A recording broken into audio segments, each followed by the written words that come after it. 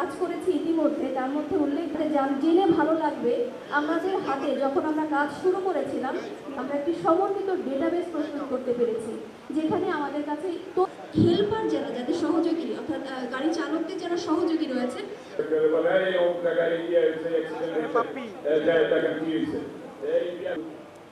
তারা পয়সা পায় না।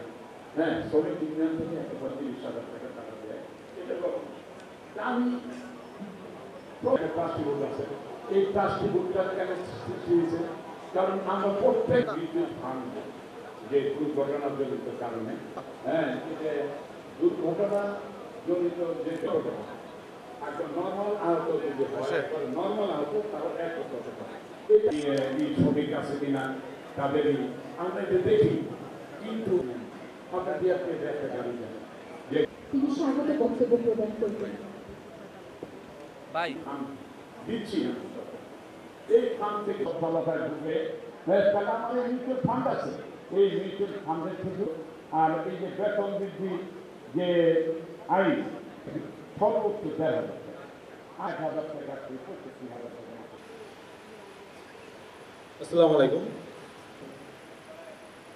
একটি রাষ্ট্রের অন্যতম এই ৪টি সেক্টর একটির সাথে সম্পর্কিত। এবার আমরা ডিজিটাল স্ক্রিনে উপভোগ করব গ্রিন আমব্রেলা কর্মসূচি। আপনারা ড্রাইভ করে নিয়ে যাচ্ছেন, এটাকে আমাদের প্রধান অতিথি বিষয়টা দৃষ্টি আকর্ষণ করছে হয়েছে।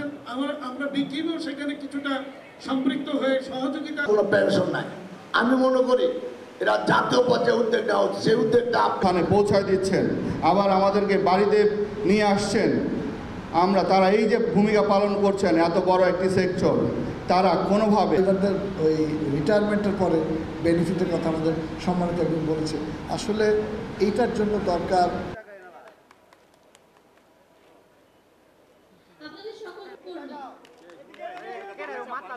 তাদেরকে সম্মানিত প্রধান অতিথি স্যারের হাত থেকে তারা পোশাক এবং পরিচয়পত্র গ্রহণ করবে।